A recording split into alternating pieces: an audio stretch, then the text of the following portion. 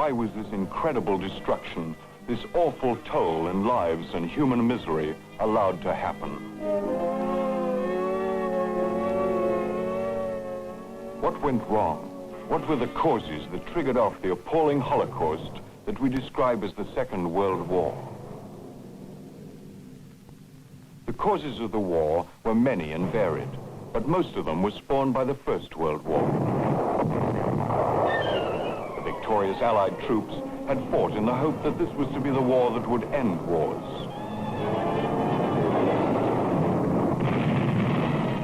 But when it was all over, the statesmen went to discuss the peace treaty at Versailles, armed only with 19th century prejudices.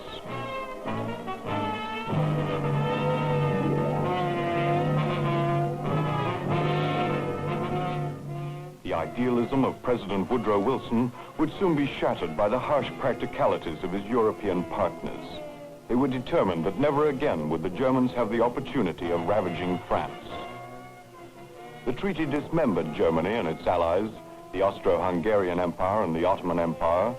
These large and powerful states were to be broken up so that the various ethnic groups they contained would have their own separate countries. Unfortunately, however, this checkerboard of small independent nations would prove to be too weak to defend itself against an embittered and vengeance-seeking Germany. Instead of healing old wounds, the Treaty of Versailles only succeeded in creating a new discontent. More drastic solutions would soon replace the fumbling of the diplomats.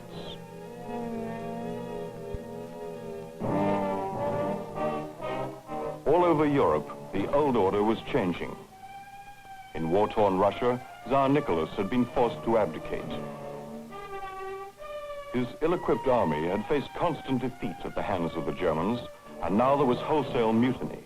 They'd had enough of fighting and were going home. But at home, the country was gripped by hunger, and there were food riots.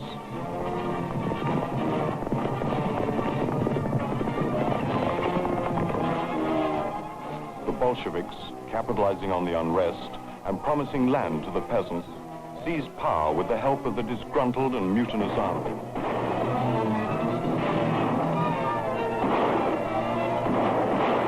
A military dictatorship was established under Nikolai Lenin, and private land and industry would now be owned by the state.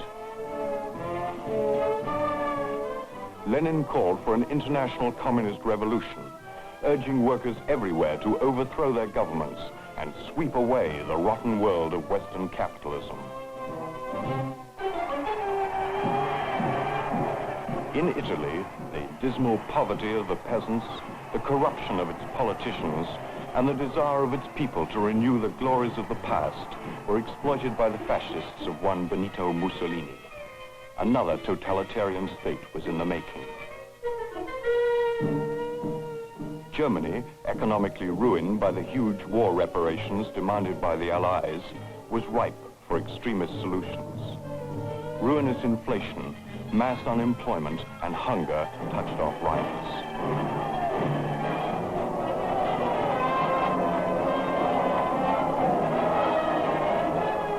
Humiliated by the defeat in war, embittered by the treaty, yet still suffering from delusions of grandeur, the Germans now found an outlet for their shame and anger in an emotionally unstable ex-corporal named Adolf Hitler. He was the leader, the Führer, of the National Socialist Party, and the lies and perversions of his Nazi doctrine found an eloquent spokesman in Dr. Joseph Goebbels. For a nation that was torn by social revolution and haunted by the specter of communism, Hitler had solutions. He would unite all Germans everywhere into a strong new Reich. Jews and communists would be outlawed, and the Treaty of Versailles repudiated. All over Europe, democracy was being challenged by the demagogues.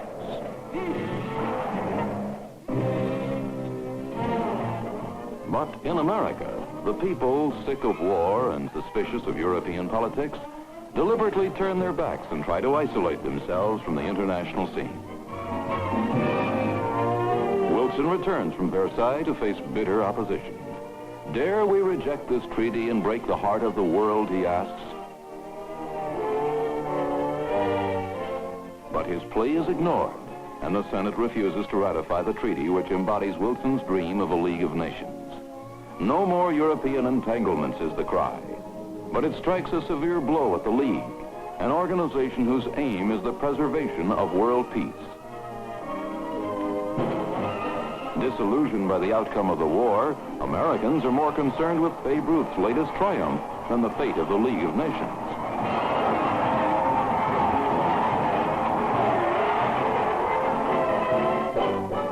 A new dance craze sweeps the nation. And 4.5 million bigots join the Ku Klux Klan.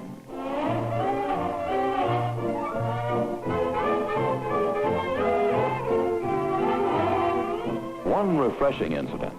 A young male pilot tries to fly the Atlantic alone. When he touches down in Paris, the world goes wild with excitement and relief. Charles Augustus Lindbergh, America's ambassador of the air. But back home, it's business as usual. Everyone is buying stocks and the market is booming. Even Germany experiences a fresh burst of prosperity. And Hitler is almost forgotten. Heavy war reparations are still being collected, but she is able to pay her debts from the even larger sums of money being lent her by the United States. Such is the economic absurdity of the times. And every day the stock market climbs to new heights.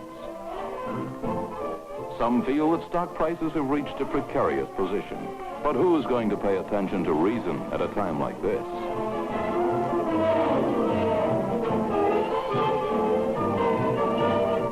They try to outlaw war by treaties and prohibit liquor by passing a bill. Neither measure is very successful.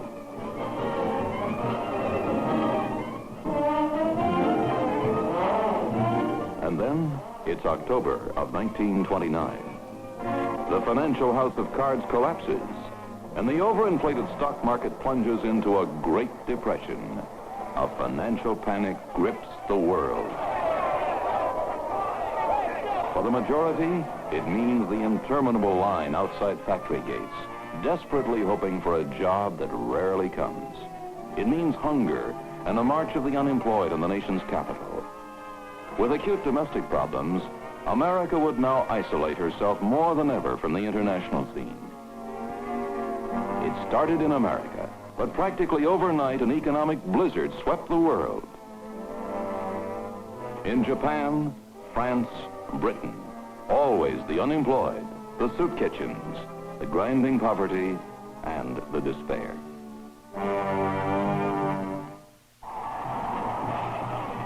To the Nazis, the Depression was a source of great satisfaction.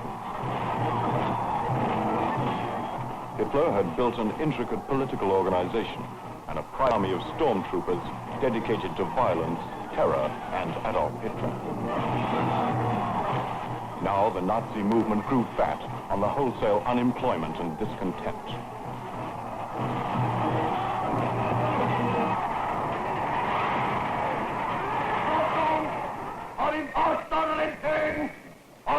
Germany will be revenged, he ranted. A new and greater Reich will rise from the ashes. Every German will have a job and bread. And the hopeless and hungry masses responded.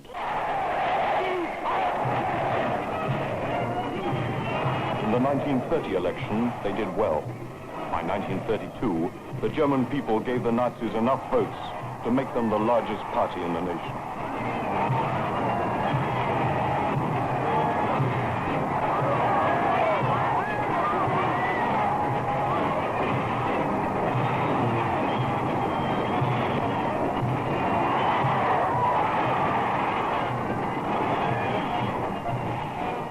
In the evening, the people's willpower more easily succumbs to the dominating force of a stronger will, said Hitler.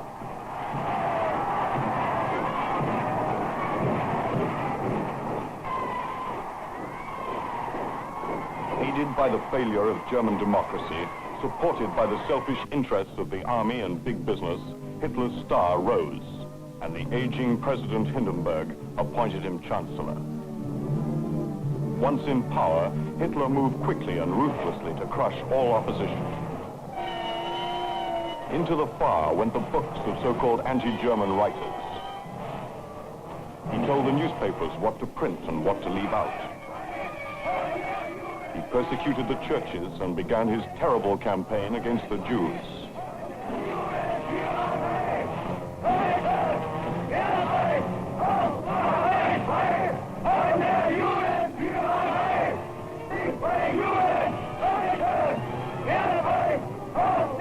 With the terror of the Gestapo and the concentration camps, he liquidated his political opposition.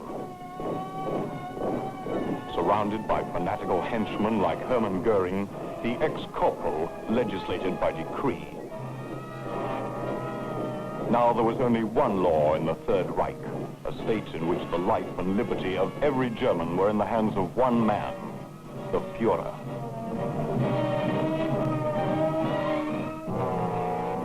Japan's answer to the economic blizzard of the Depression was war. First, an invasion of Manchuria, and then China. Japan had few natural resources and a rapidly increasing population. She determined to take the raw materials and living space that she wanted by force.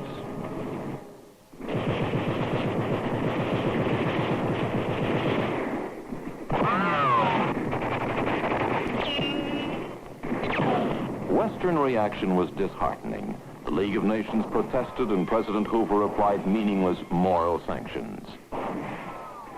Not surprisingly, the Japanese ignored both the League and Hoover. The campaign went well, and the militarists became the controlling factor in Japanese politics.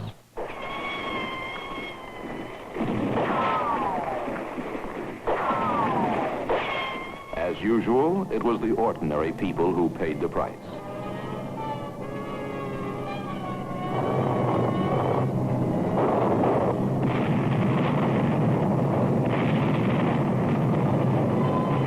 The orgy of burning, looting, and mass murder which accompanied the Japanese onslaught aroused anger and sympathy in the democracies, but no action. This bloody war would drag on for 13 bitter years, and through it all moved the refugees.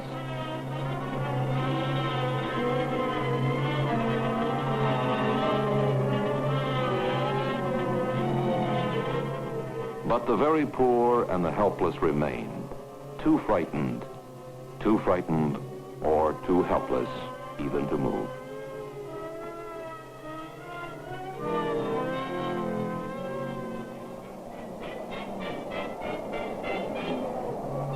Mussolini, now solidly entrenched as the fascist dictator of Italy, felt, just as the Japanese had, that a smashing foreign conquest was needed to take Italian minds off the high prices, unemployment, and political oppression. His dream was of a new Roman Empire.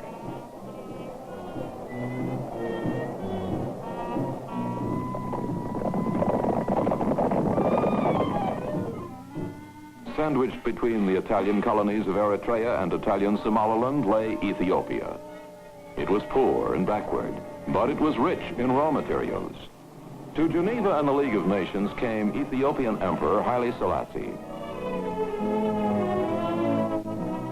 He told them, should it happen that a strong nation may with impunity destroy a small people, the West will perish.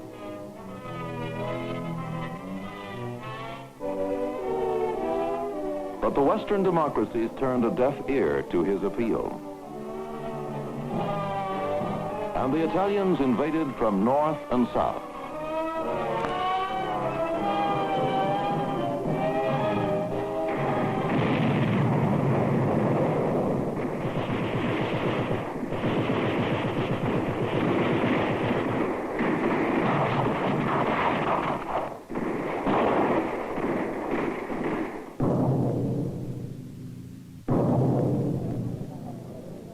The drums of war beat out, and the barbaric natives rallied to the King of Kings.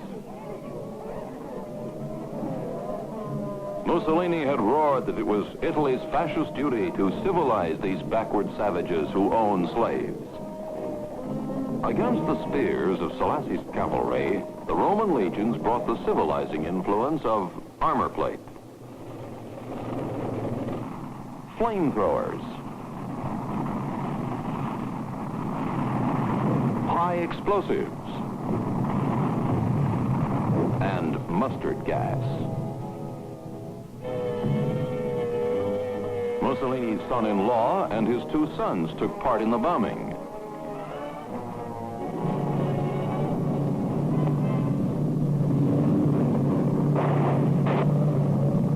Vittorio wrote, "One group of horsemen gave me the impression of a budding rose unfolding as the bomb fell in their midst and blew them up." It was most entertaining. In 6 months, it was all over. Once again, Britain, France, and the United States had stood aside. They had only paved the way for what was to come.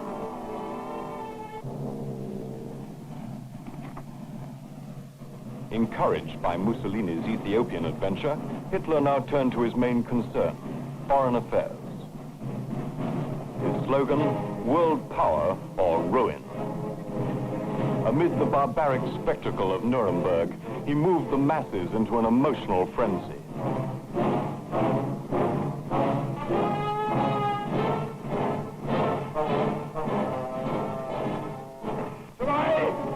Drei Monate begangen sind, die jetzt alle Terror Jahrhunderte währender Garant. Fabriken werden gegründet, strategisches deutsches Volk und unser liebes deutsches Reich. Den Tag hat sich an Woche um Woche...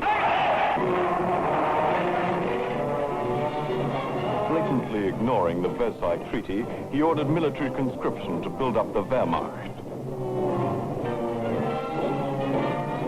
To start with, they only had shovels, but they were well trained, and there was no more unemployment. Heavy industry turned out the implements of war. The industrialists were getting paid off for their support, and the shovels soon turned into rifles. Hitler was ready to make his first move, and the German people looked on approvingly.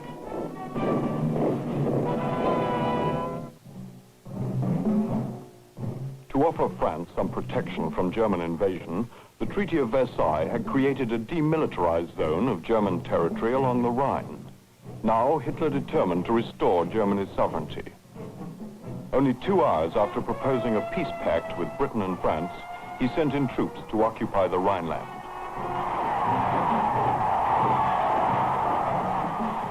They were greeted with cheers and flowers by the German population. They had orders to withdraw should the French take countermeasures. The French did send some tanks to the border, but that was all. Hitler had gambled and won. Now he could afford to soothe Allied nerves. "We have no territorial demands to make in Europe," he said. "Germany will never break the peace." With that, he proceeded to fortify the Rhineland.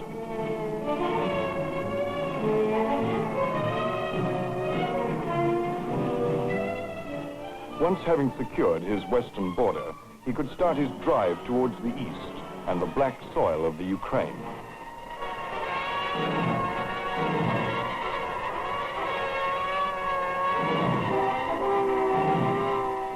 Munitions plants worked night and day, and the whole nation paid tribute to the god of war.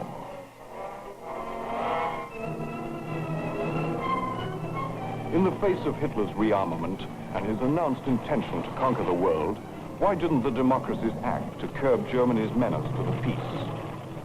Unfortunately, it was this very desire for peace which more than anything stayed their hands.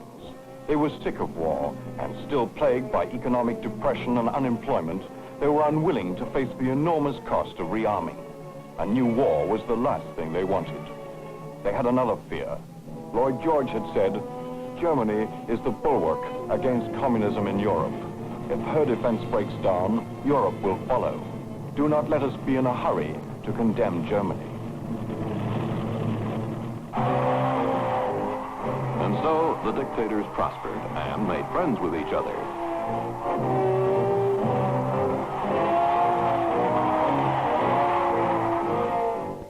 In 1936, Hitler and Mussolini went into partnership and formed the Rome-Berlin Axis.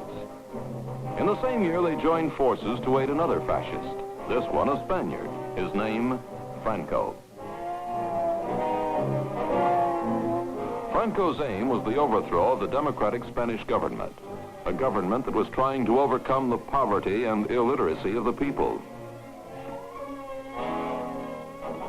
Hitler and Mussolini sent troops, planes, tanks, and guns to his aid. They used Spain as a training ground to combat test their men and weapons.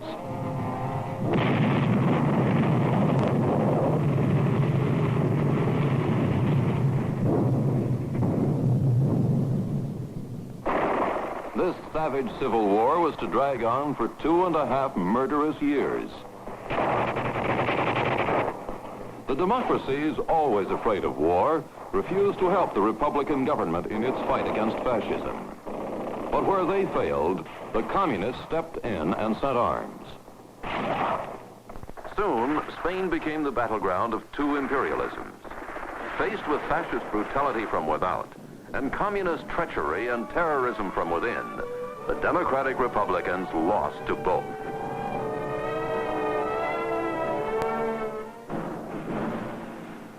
In 1938, Hitler annexed Austria. The German columns moved unhindered on Vienna.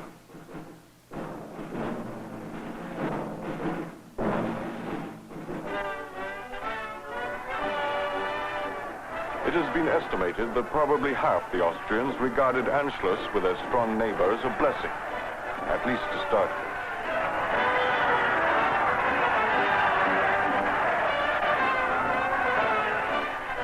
Welcomed by enthusiastic crowds, the Führer returned to his homeland. He had left Vienna as a vagabond. He returned a conquering hero, the leader of his people.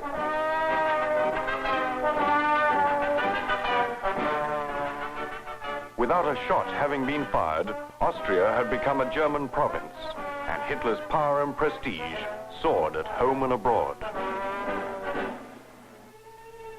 Now that he had Austria, Hitler's next victim, Czechoslovakia, was hemmed in on three sides. Over 3 million Germans populated a region of Czechoslovakia known as the Sudetenland. They were to provide the Führer with an excuse for his next act of aggression.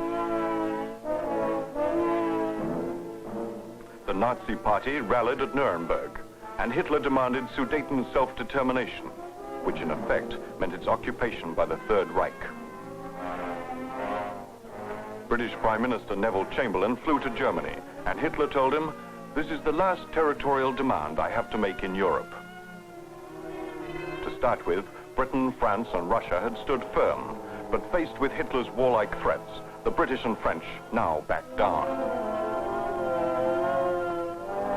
At Munich, without bothering to consult the Russians, or even the Czechs, whose country they were carving up, both Britain and France agreed to the Führer's terms. Deserted by their own allies, the Czechs were forced to acquiesce. Hitler and his cronies could afford to look pleased.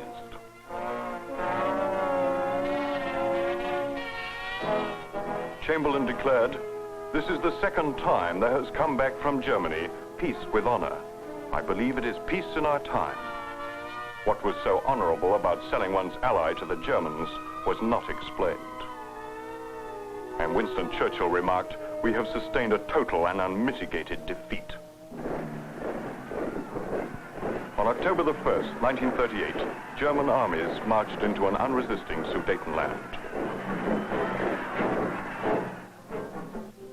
4 months later, having completely duped Chamberlain, Hitler violated the Munich Agreement and took over the rest of Czechoslovakia.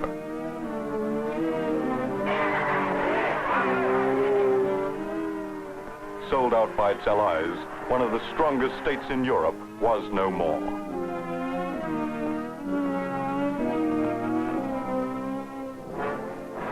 Austria, Czechoslovakia, Hungary reduced to a Nazi satellite. Hitler was now in control of the vital heartland of Europe and in a strategic position to dominate the continent.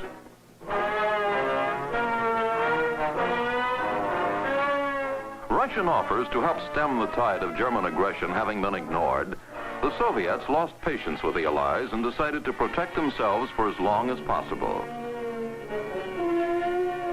Accordingly, in August 1939, they signed a cynical non-aggression pact with Germany. One of the provisos, that Russia would not interfere with a German invasion of Poland. Stalin's price for remaining neutral, Eastern Poland. Hitler was now free to act, and Poland's doom was sealed.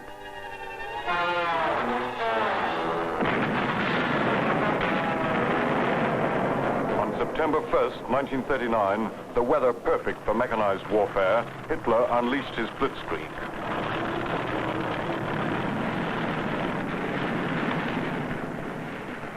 Our strength is in our quickness and in our brutality, he screamed. Be hard, be without mercy.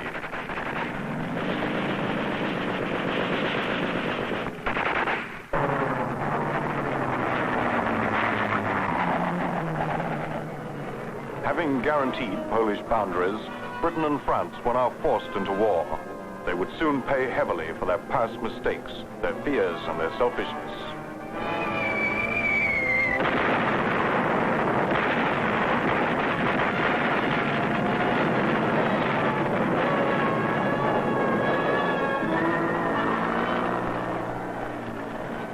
President Beneš of Czechoslovakia had said, "Freedom will never belong to those who will not die for it." A black stain had been allowed to spread across Europe. To eradicate it, men would have to fight. To preserve their freedom, men would have to die.